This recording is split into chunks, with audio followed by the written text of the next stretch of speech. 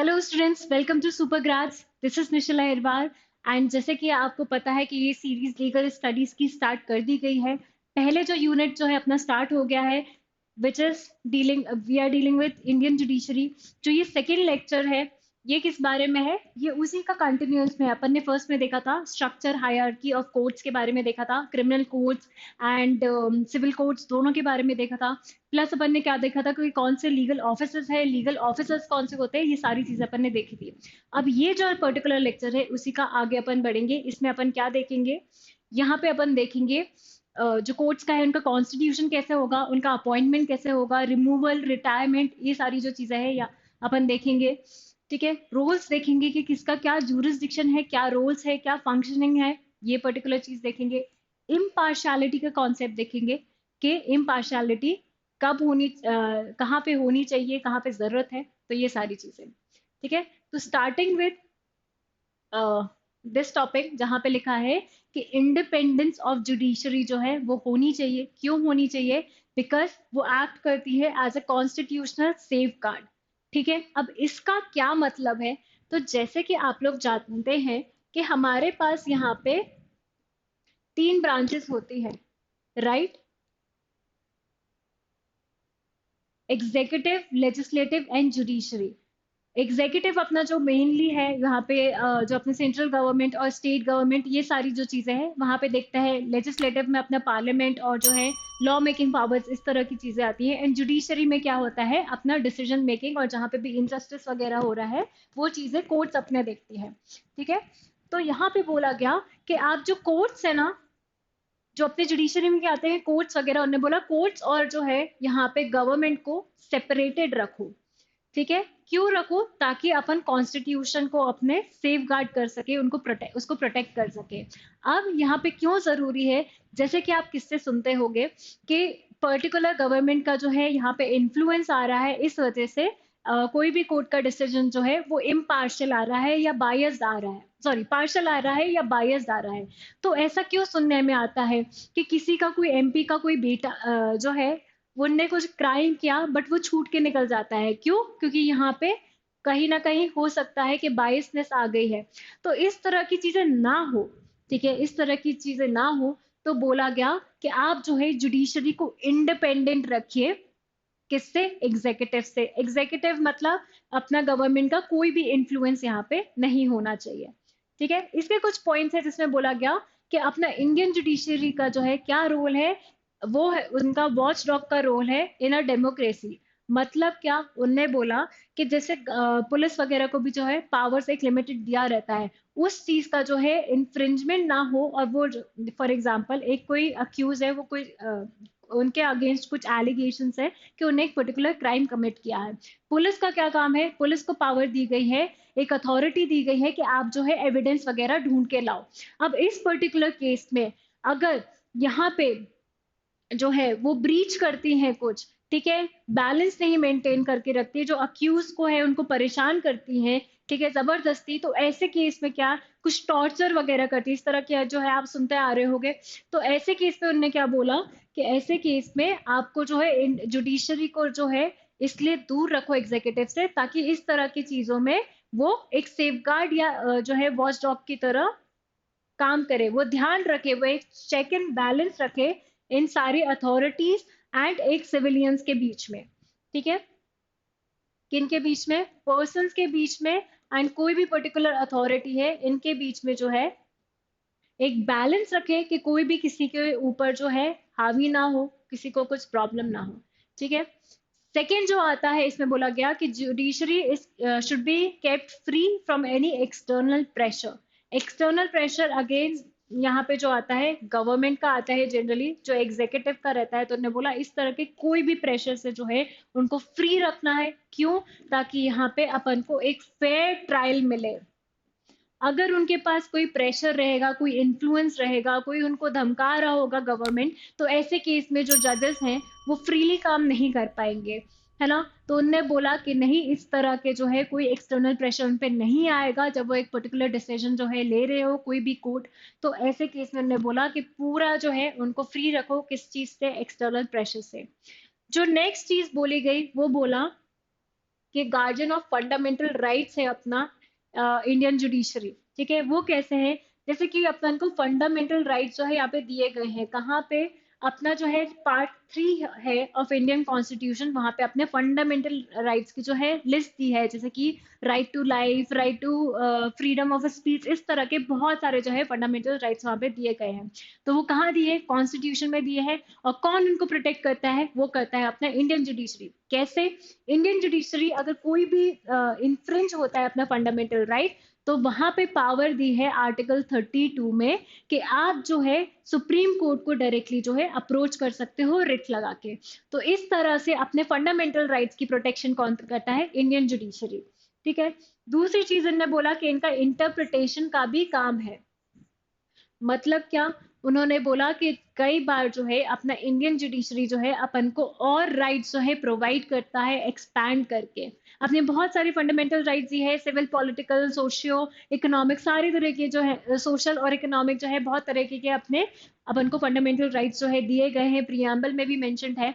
But इस चीज को उन्होंने बोला कि एक वो उनने जो है आपको एक कुछ राइट जो है मेंशन कर दिए, बट अभी भी क्या करता है, जो अपना सुप्रीम कोर्ट है वो इंटरप्रेट जो है कर सकता है, किस चीज को अपना इंडियन जुडिशरी इंटरप्रेट कर सकता है और आगे अपने कोई राइट्स वगैरह को। जैसे कि for example right to life में जो है जो कि आर्टिकल 21 में है, वहां पे उसमें क्या लिखा है, राइट टू लाइफ की बात की गई है। अब जो है आगे केसेस वगैरह आए और उससे क्या इंटरप्रेट किया कि राइट टू लाइफ में जो है राइट टू फूड भी आएगा, राइट टू शेल्टर भी आएगा, राइट टू लाइवलीहुड भी आएगा, राइट टू प्रिवेसी भी आएगा। इस तरह की चीजें जो है आगे जो है अपनी इंडियन जुडिशरी ने इंटरप्रेट करके इस चीज को एक्सपैंड किया। तो क्या बोला गया कि वो गार्जियन ऑफ फंडामेंटल राइट्स है अपने, और जो है एक्सपैंड भी करता है।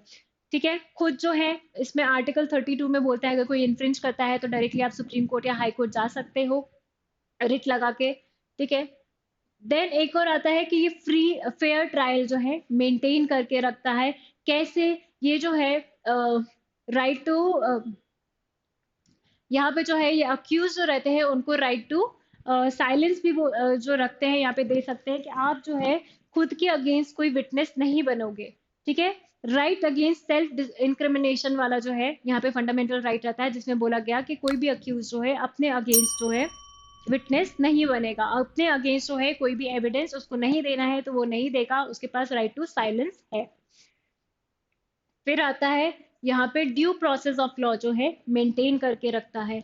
अब ड्यू प्रोसेस ऑफ लॉ क्या है, ड्यू प्रोसेस ऑफ लॉ यानी कि फेयर ट्रायल, कोई भी इम्पार्शियलिटी नहीं हो, जो भी पार्टीज है उनको राइट टू बी हर्ड वाली चीज एंड अपॉर्चुनिटी मिलनी चाहिए, उनको राइट टू अपीयर का मिलना चाहिए, उनको जो है अगर फ्री लीगल एड नहीं मिलती है, अगर उनके पास जो है लीगल एड वो नहीं अफोर्ड कर सकते हैं तो उनको फ्री लीगल एड प्रोवाइड करो। इस तरह की चीजें जो है बोला गया कि ड्यू प्रोसेस ऑफ लॉ में चीजें चलनी चाहिए।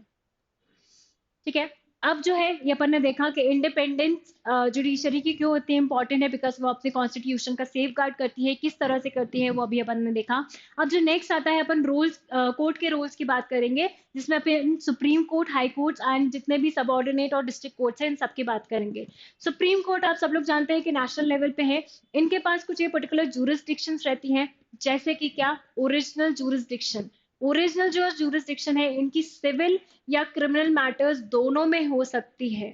ये कहाँ पे दिया गया है, ये दिया है आर्टिकल 131 जो है उसमें बताया गया है कि आपकी जो है ओरिजिनल जूरिस्डिक्शन रहेगी जो कि civil matters and criminal matters में दोनों हो सकती है। कब होगी, जब कोई डिस्प्यूट अराइज होता है बिटवीन यूनियन और स्टेट्स या टू और मोर स्टेट्स। ठीक है, कोई यूनियन मतलब सेंट्रल या स्टेट के बीच में अगर कभी कोई डिस्प्यूट क्रिएट हो जाता है, ठीक है, यूनियन या स्टेट के बीच में या कोई दो स्टेट्स के बीच में जब कोई डिस्प्यूट क्रिएट हो जाता है तो वहां पे सुप्रीम कोर्ट की ओरिजिनल जूरिस्डिक्शन बनती है, मतलब वो ऐसा केस देख सकते हैं। और इस तरह का केस क्या होगा, उसमें एक सब्सटैंशियल क्वेश्चन ऑफ लॉ होगा। मतलब क्या कि आपका जो है यहाँ पे कोई लीगल राइट जो है यहाँ पे आपको डिटरमाइन करना है, इस तरह की कुछ चीज होगी, पब्लिक इंटरेस्ट में भी हो सकता है। ठीक है, नेक्स्ट जो आता है वो अपना है एपेलेट जूरिस्डिक्शन। एपेलेट जूरिस्डिक्शन क्या है, इनने बोला कि अगर कोई भी कोर्ट जो है जैसे हाई कोर्ट है, ठीक है, उनने कोई डिसीजन दिया और आपको लगता है कि अभी भी इनने प्रॉपर डिसीजन नहीं दिया है, यहाँ पे अभी भी मेरे साथ इनजस्टिस हुआ है, तो आप क्या कर सकते हो, आप उस चीज का जो है अपील कर सकते हो टू द सुप्रीम कोर्ट। ठीक है, इसके लिए जो होता है आपको पहले एक सर्टिफिकेट लेना होता है। सर्टिफिकेट कौन देगा? जो हाई कोर्ट होता है वो सर्टिफिकेट टू अपील जो है वो इशू करती है, एंड देन आप जो है एपेलेट जुरिस्डिक्शन का यूज कर सकते हो। और ये भी दोनों केसेस में है, कहाँ पे? सिविल जुरिस्डिक्शन में भी एंड क्रिमिनल जुरिस्डिक्शन में भी, दोनों केसेस में अप्लाई होता है। फिर आता है स्पेशल लीव टू अपील। ये दिया है आर्टिकल 136 में। इसमें बोला गया कि कई अगर बहुत ही इंपॉर्टेंट या बहुत ही ग्रीवियस या पब्लिक इंटरेस्ट के नेचर में कोई केस आता है, तो अगेन जो हाई कोर्ट है वो आपको क्या, या सुप्रीम कोर्ट जो है वो डायरेक्टली आपको स्पेशल लीव टू अपील जो है यहाँ पे दे देगी। ठीक है, फिर आता है रिट जूरिस्डिक्शन के बारे में बात। तो रिट जूरिस्डिक्शन जो है यहाँ पे, जैसे अपन ने देखा था, रिट जूरिस्डिक्शन जनरली अपना जो फंडामेंटल राइट्स जब है वायलेट होता है तब रिट जूरिस्डिक्शन लगाई जाती है। ये कहाँ पे दिया है? ये अभी अपन ने देखा था आर्टिकल 32 में जो है रिट जूरिस्डिक्शन की बात कही गई है। इतने तरह की जो है यहाँ पे रिट्स होती हैं।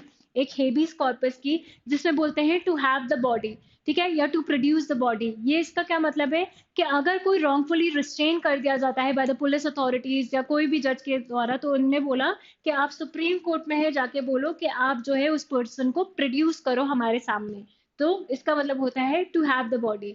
मैंडेमस क्या होता है? मैंडेमस में जो होता है इसमें आपको कमांड करते हैं। अगर कोई जो है अथॉरिटी वो अपना प्रॉपरली फंक्शन नहीं कर रहा है, तो सुप्रीम कोर्ट उनको कमांड कर सकती है कि आप अपनी ड्यूटी जो है फुलफिल करो। ठीक है, प्रोहिबिशन क्या होता है? ये हायर कोर्ट्स देती हैं जनरली लोअर कोर्ट्स को। कब देंगी? जब उनको लगता है कि उनका जितना जूरिस्डिक्शन है उस चीज को एक्सीड कर दिया गया है।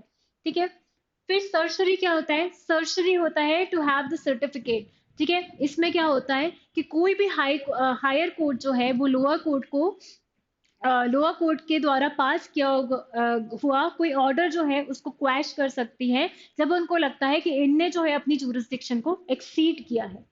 फिर आता है को वारंटू, जिसमें क्या बात होती है? बाय व्हाट अथॉरिटी, आप किस अथॉरिटी से जो है ये पर्टिकुलर पोजीशन होल्ड करके रखे हो, तो इस तरह की जो चीजें पूछ सकते हैं को वारंटू की रिट जुरिस्डिक्शन में। ठीक है, फिर जो नेक्स्ट रोल इनका आता है, और आता है एक और जो एडवाइजरी रोल का आता है। जो जब प्रेसिडेंट होता है ना, प्रेसिडेंट को कभी एडवाइस चाहिए एक पर्टिकुलर मैटर में, तो वो क्या कर सकते हैं? वो सुप्रीम कोर्ट को अप्रोच कर सकते हैं, उनको बोल सकते हैं कि इस पर्टिकुलर मैटर में मुझे आपकी एडवाइस चाहिए, तो आप प्लीज मुझे इसमें एडवाइस करो। यहाँ भी सुप्रीम कोर्ट की ड्यूटी बन जाती है कि वो प्रेसिडेंट को उस पर्टिकुलर मैटर में एडवाइस करे। बट जो आपका प्रेसिडेंट है उनको जो है जरूरी नहीं है कि वो पर्टिकुलर एडवाइस पे उनको बाउंड करना पड़े कि जैसा बताया गया है वैसे ही उनको फॉलो करना पड़े, ये जरूरी नहीं है। ठीक है, इस चीज को क्या बोलते हैं? प्रेसिडेंशियल रेफरेंस भी बोलते हैं, प्रेसिडेंशियल रेफरेंस। ठीक है, फिर नेक्स्ट आता है लोकस स्टैंडर्ड। जनरली रूल क्या है कि जिस जो भी विक्टिम है, कोई एक पर्टिकुलर केस का जो भी विक्टिम है जिसके अगेंस्ट जो है कोई क्राइम कमिट किया गया है, तो वो पर्टिकुलर बंदा जो है कोर्ट को अप्रोच करेगा। बट सुप्रीम कोर्ट ने क्या किया? थोड़ा सा ये लोकल स्टैंडर्ड यानी right to appear and to be heard. ठीक है, appear in court and to be heard, हमें अपीयर होने का भी अपॉर्चुनिटी दो और राइट दो, प्लस हमारी जो है बातें भी सुनो, जो हम कहना चाह रहे हैं अपने जो है हमारे साथ गलत हुआ है वो भी सुनो। तो इस चीज को बोलते हैं लोकस स्टैंडर्ड। पहले क्या होता था? पहले जिसके अगेंस्ट भी ऑफेंस कमिट हुआ है, या जो भी विक्टिम होता है, वही उसी के पास जो है लोकस स्टैंडर्ड होता था, मतलब उसी के पास राइट टू अपीयर या राइट टू बी हर्ड होता था। अब जो है सुप्रीम कोर्ट ने लोकस स्टैंडर्ड जो है उसको एक्सपैंड कर दिया है। उनने इंट्रोड्यूस किया किस चीज को? पब्लिक इंटरेस्ट लिटिगेशन को। उनने बोला कि पब्लिक इंटरेस्ट लिटिगेशन जो है, पब्लिक इंटरेस्ट लिटिगेशन है, ये क्या किया जा सकता है कि विक्टिम के अलावा कोई और इंसान जो है इस पर्टिकुलर केस में आपके लिए कंप्लेंट जो है फाइल कर सकता है, कोर्ट को जो है अप्रोच कर सकता है। जैसे कि कोई पब्लिक इंटरेस्ट का मुद्दा है, तो ऐसे केस में क्या कर सकते हैं, ऐसे केस में एक रिप्रेजेंटेटिव कैरेक्टर में या वो विक्टिम के लिए, ठीक है, बहुत सारे एनजीओ या इस तरह की चीजें होती हैं, वो भी केस करती हैं। तो ऐसे केस में कौन कर सकता है, एक पब्लिक इंटरेस्ट लिटिगेशन, जैसे नाम सजेस्ट करता है कि पब्लिक के इंटरेस्ट में जो है लिटिगेशन जो है किया जाता है। इसका पहला केस जो था पीआईएल का, वो था हुसैन आरा खातून वर्सेस स्टेट ऑफ बिहार। ये 1979 का केस था, ठीक है, सबसे पहले जो आया था जहां पे पीआईएल जो है पहली बार लगाई गई थी। इसमें क्या हुआ था, इसमें बेसिकली सबसे पहले कुछ प्रिजनर्स थे जिनको बहुत इनह्यूमनली ट्रीट किया जा रहा था, उनको अच्छे से बिल्कुल नहीं रखा जा रहा था। तो वो सारे प्रिजनर्स की तरफ से क्या है, एक पीआईएल लगी थी, उनको रिप्रेजेंट करते हुए एक इंसान ने पीआईएल लगाई थी। और उस केस में जो है फिर सारे जेल्स और जितनी भी अथॉरिटीज हैं उनने एक्शन लिया, और जेल्स की और सारे जो प्रिजन्स की है उसकी क्वालिटी जो है ढंग से इम्प्रूव की, उनके खाने की, रहने की, सारी चीजें। और यहाँ पे जो इनह्यूमन ट्रीटमेंट हो रहा था उस चीज को हटाया गया, ठीक है। इसी तरह से जो पीआईएल है और बार लगी है, जैसे बॉन्डेड लेबर जो है उनके अगेंस्ट एक्सप्लॉयटेशन कुछ होता है, उस केस में उनको फ्रीडम के लिए। देन जो है अपना राइट टू फूड शेल्टर, इस सारी चीजों के लिए जो है लगी हुई है। क्लीन एयर और वाटर, इस तरह की चीजों में भी पीआईएल, जहां पे बहुत सारे लोगों का इंटरेस्ट इन्वॉल्व होता है, तो पीआईएल लगाया जाता है। अब जो है अपन थोड़े कैरेक्टरिस्टिक्स और देख लेते हैं पीआईएल का। ये नॉन एडवर्सेरियल लिटिगेशन है, जैसे कि अपने ट्रेडिशनल क्या बोलते हैं कि जिस पर्टिकुलर बंदे का लोकल से स्टैंड आय बनता है, ठीक है, जिसके अगेंस्ट जो है जो विक्टिम है या जिसके अगेंस्ट जो है गलत हुआ है, सिर्फ वही जो है अपीयर कर सकता है कोर्ट में, और उस वही जो है उसी के पास अपॉर्चुनिटी होती है right to be heard. But इस केस में क्या किया, इनका लोकल स्टैंड आय जो है एक्सपैंड कर दिया गया है। दूसरा क्या है, रिप्रेजेंटेटिव कैरेक्टर में होता है, भी हो सकता है, ठीक है, किसी और जन को रिप्रेजेंट करते हुए कोई और केस लड़ता है। फिर क्या है, रेमेडियल इन नेचर है, ये वेलफेयर देखता है जनरली, ठीक है, लोगों का वेलफेयर, उनके अगेंस्ट क्या गड़बड़ हो रही है, गलत हो रहा है, इस वजह से क्या है, ये इनकॉर्पोरेट करता है जो भी अपने डायरेक्टिव प्रिंसिपल्स जो कॉन्स्टिट्यूशन में दिए गए हैं, ठीक है, एक बताता है कि वो स्टेट की क्या क्या ड्यूटी है, उस हिसाब से डायरेक्टिव प्रिंसिपल्स बताए जाते हैं, या एक पर्टिकुलर पर्सन की क्या ड्यूटीज है। तो ये रेमेडियल में नेचर है, और ये वेलफेयर की के लिए किया जाता है, एक पर्सन की, एक कम्युनिटी की, या किसी भी ग्रुप ऑफ पर्संस की। फिर यहाँ पे क्या है, ये जो है स्ट्रेंथन करता है रोल ऑफ जुडिशरी को, ठीक है।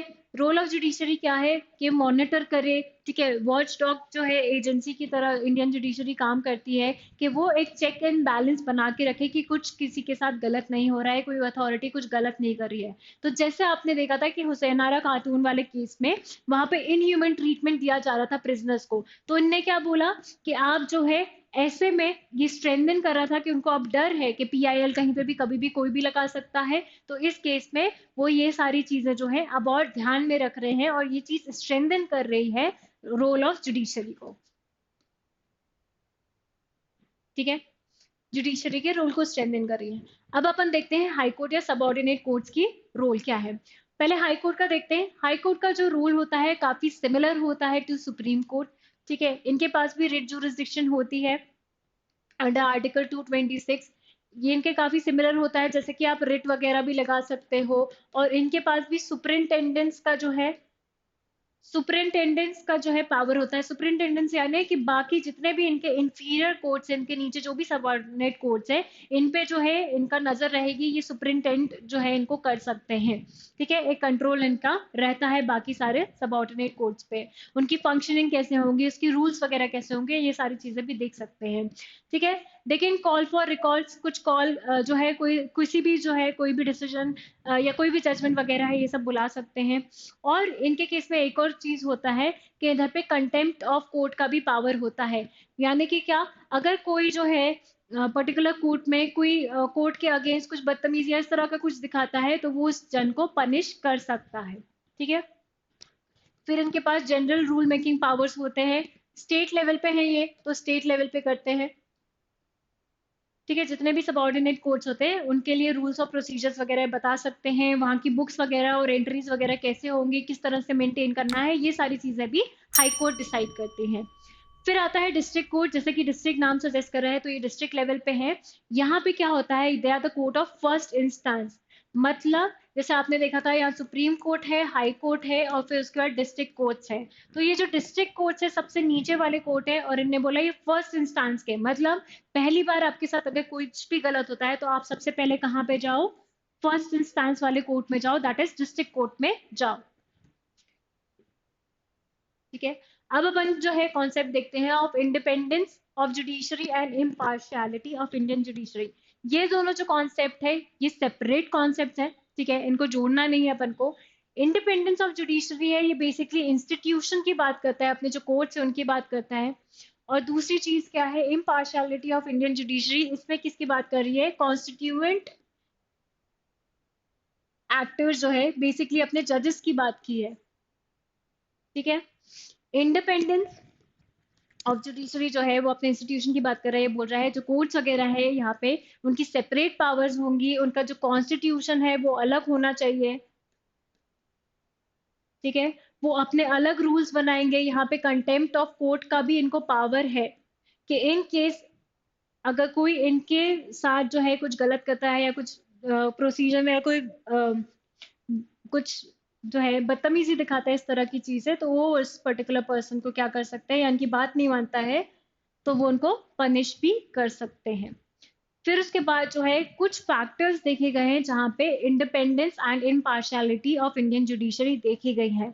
वो क्या फैक्टर्स हैं, वो ये फैक्टर्स हैं, जैसे कि सिक्योरिटी ऑफ टेन्योर। आपको पता है कि जितने भी सुप्रीम कोर्ट जजेस हैं या हाई कोर्ट जजेस हैं या कोई भी जजेस है, डिस्ट्रिक्ट कोर्ट या सबऑर्डिनेट, ये सारे जो है इनके एक टेन्योर फिक्स्ड है। फॉर एग्जाम्पल सुप्रीम कोर्ट का जो है उनका रिटायरमेंट फिक्स है कि 65 ईयर्स में होगा, हाई कोर्ट का फिक्स है कि 62 ईयर्स में होगा।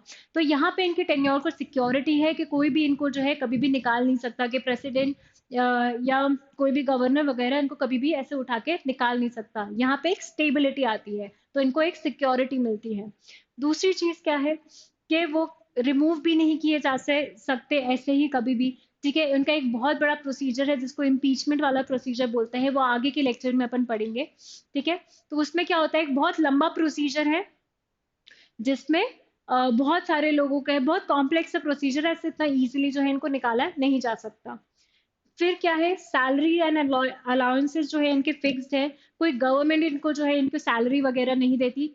तो यहाँ पे जो है यहाँ पे भी एक इम्पार्शियलिटी मेंटेन होती है कि यहाँ पे किसी पे डिपेंडेंट नहीं है गवर्नमेंट वगैरह पे कि ये इनकी सैलरी कम कर देंगे या कुछ कर देंगे, इनकी फिक्स है, जो कि कंसोलिडेटेड फंड ऑफ इंडिया या कंसोलिडेटेड फंड ऑफ स्टेट्स है, सुप्रीम कोर्ट या हाई कोर्ट्स को रिस्पेक्टिवली मिलती हैं। तो यहाँ पे भी अगेन एग्जीक्यूटिव का कोई रोल नहीं है।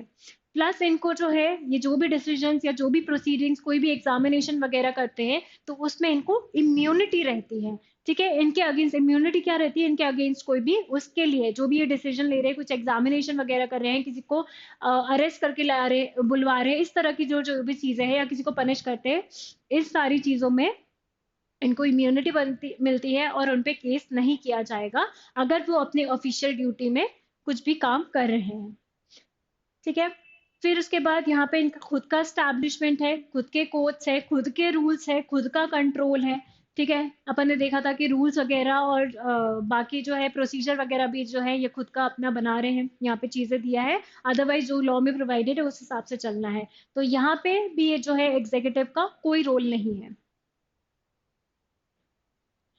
So that was all. ठीक है, आज के लेक्चर में अपन ने देखा कि बहुत सारे चीजें देखा, इंडिपेंडेंस एंड इम्पार्शलिटी जो है दोनों अलग चीजें हैं। एक जो है इंडियन इंस्टीट्यूशन की बात कर जो है कोर्ट्स की बात करता है, और इम्पार्शलिटी किसकी बात करता है कि जजेस की, कि वो इम्पार्शल होना चाहिए। कौन से कैरेक्टरिस्टिक्स हैं जो अपन को हाईलाइट करते हैं कि ये दोनों चीजें सेपरेटली चल रही है, इंडिपेंडेंस भी है और इम्पार्शलिटी, वो भी अपन ने देखा यहाँ पे।